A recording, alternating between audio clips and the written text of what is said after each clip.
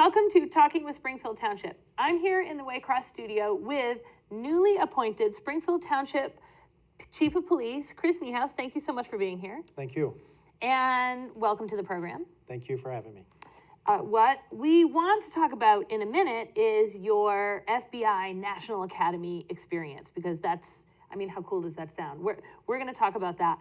But before we do that, can we talk about your newly appointed? Can we talk a little bit about your career path to get you in this spot? Sure. Well, thank you for having me. So I began this year in my 25th year at Springfield Township.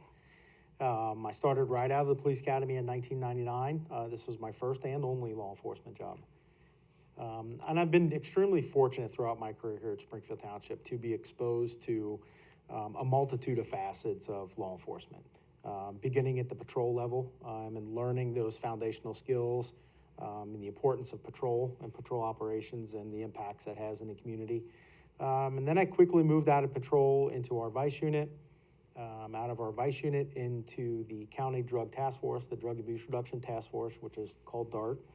And I spent many years there doing narcotics investigations, conspiracy investigations, trafficking investigations, and those things. I came back to Springfield Township, was promoted to sergeant. I went through our impact unit, which our impact unit focused on neighborhood issues, violent crimes, neighborhood complaints, and those types of issues. After being promoted to sergeant, I went back into supervising the impact unit. I went back to the Drug Abuse Reduction Task Force as the commander for almost 4 years. And then I came back and I oversaw our criminal investigation section. It performs investigations in all of our serious matters, fraud, felonious assaults, homicides, those sorts of investigations.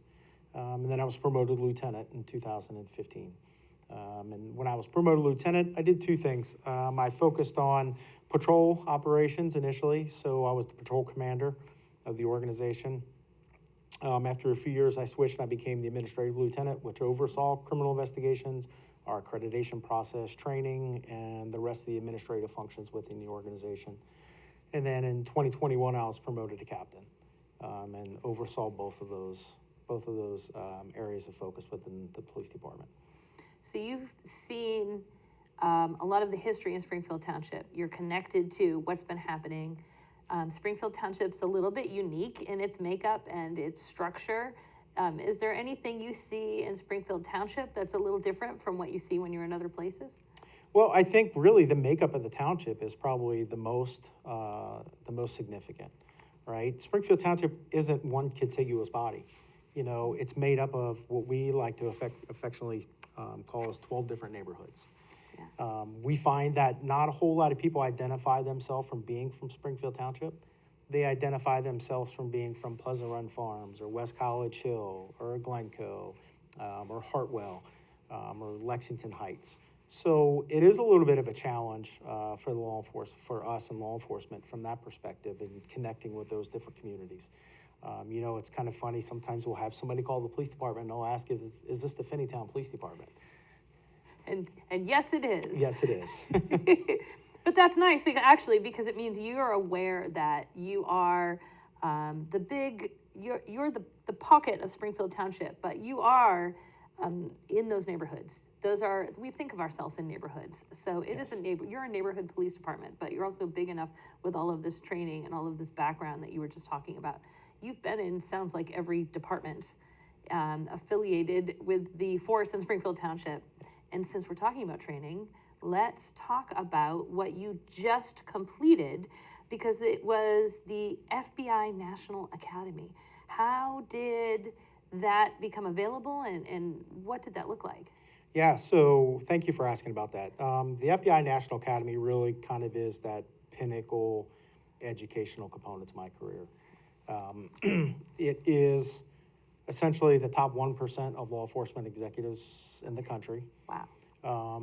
And it's extremely difficult to get into. You have to be nominated to get in and to be accepted. There's physical fitness requirements to being accepted. You have to have a minimum 60 credit hours of college to be able to be accepted. And quite honestly, there's some people that have been on the waiting list from my session for 8 to 9 years. How many times do people apply before they find up getting it, or do you make one application and then just kind of wait until they let you in, or Yeah. how does that work? Yeah, really good question. So it's one application, Okay. and then those applications are looked upon and assessed by each Okay. FBI field office. Okay. And a lot of it is out of need for the region, and then need for the organization as well. Okay. So top 1%, Yes, and you got to go do this. I got to, yes. Where is it located? So it's located in Quantico, Virginia. It's actually on the Quantico Marine Corps base, Okay. the FBI Training Academy and FBI laboratories. It's all contained inside the base. And you mentioned we're looking at a brick here. It's on the desk if you're looking in this shot here. This is part of that site, and talk about what this means and how you got it and why you brought it back and if you were supposed to bring it back and all of those kinds of questions. Yeah, really, really good question. So there's really three main components that the FBI National Academy focuses on. Okay. The first is academics. The second is fitness and wellness. Okay. And then the third is networking and really the experience sharing with those in your course with you. Of course, everybody goes to the National Academy hoping to leave with a yellow brick. Okay. The yellow brick is part of the physical fitness requirements. As we talked about, you have to compete and you have to time yourself before you get accepted at the National Academy. You have to be under a mile in 10 minutes. You have to maintain that under a mile in 10 minutes throughout your tenure at the academy, and then you have to test the week before you do the Yellow Brick Road to make sure you're under a 10-minute mile. But the Yellow Brick Road really is, at the heart of it, it's a 6.2 miles. It starts at the FBI Academy. You leave the FBI Academy, you go to the Marine Corps Basic School, where the Yellow Brick Road starts. And it's really the Marine Corps base's physical fitness obstacle course through the woods. So you're up and down the hills, climbing up and down ropes, up and down walls. You're running through muddy water. You're going over obstacles, under obstacles, through cargo nets. And then once you complete the obstacle course, it's another 3.2 mile run back to the FBI Academy where you complete. If you're still not just flat out on the ground, now you have to run back. Now you have to run back. Yes. And I'm just gonna, it's Quantico Bay. We know that is not a place where you go if you're not planning to bring it, if you're not planning to work really hard physically, but you also talked about academically. Now, there's a lot of aspects there, but also physically you have put this, so this brick, not everyone who even makes the training is able to achieve the level to get that and bring it home. Yeah, we had 5 out of our session that were not able to compete for the Yellow Brick at the end. But their physical fitness courses throughout the 10 weeks that you're there are really geared towards making sure that you are successful and participating in the Yellow Brick at the end of the session.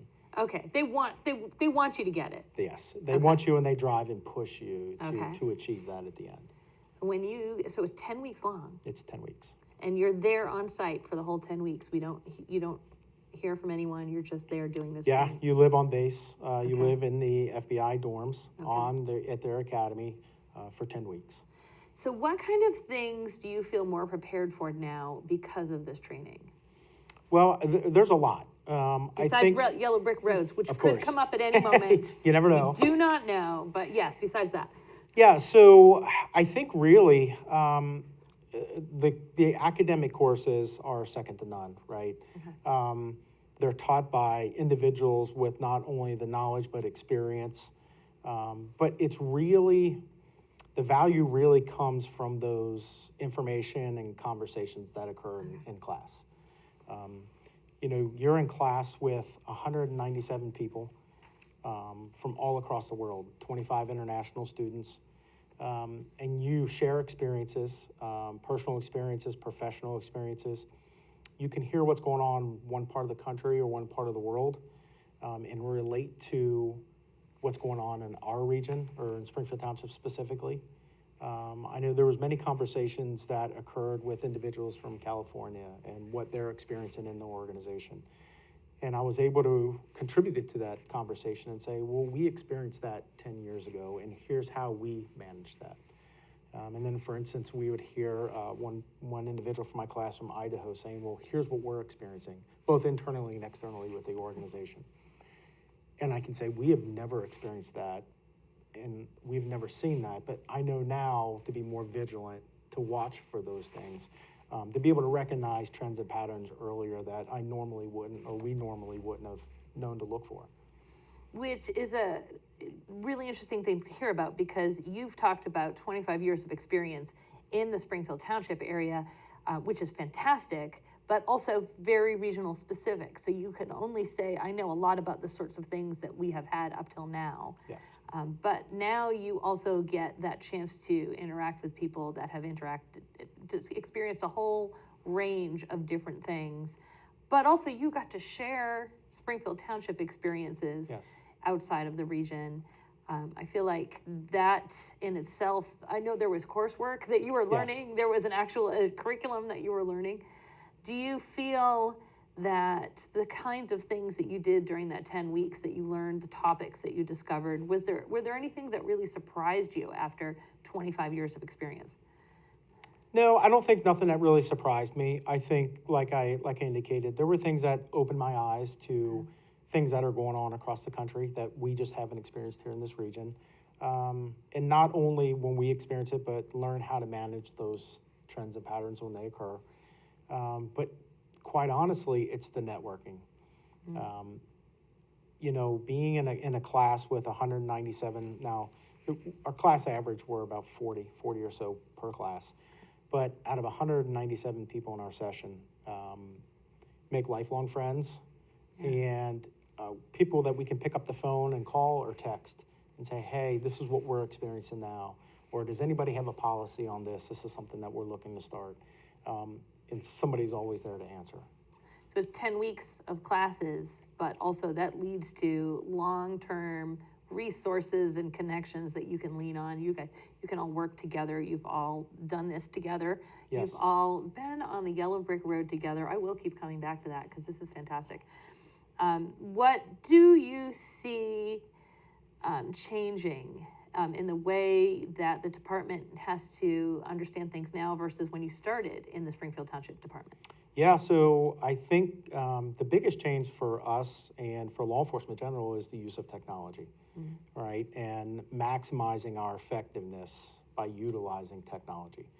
Part of that is what we've already started with our license plate reader system, with the technology available for criminal investigations, the forensic investigations, and the forensic components using technology to enhance our investigations.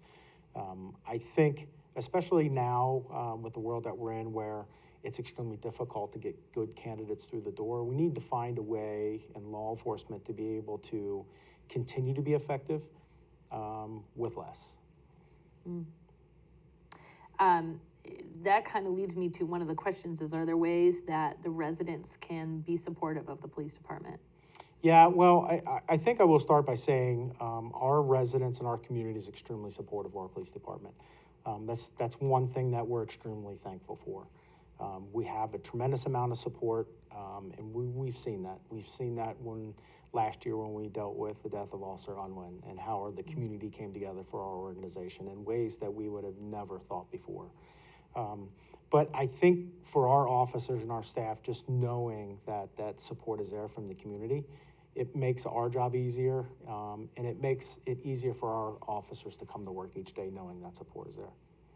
As you look forward now in your leadership role, do you have specific goals you'd like to see going forward in the department? Yeah, so I think first, the first goal and the first priority for the organization is achieving our staffing again. Replacing some of the vacancies that we've had through attritions and retirements and officers changing professions. So that is the first priority. I think then the second priority is continuing to work and enhance our community engagement with the community by participating in programs and developing programs and initiatives to be able to connect with our community. Are there any particular, I know you have programs in place too in the community now and We things do. you're doing in the Finneytown schools.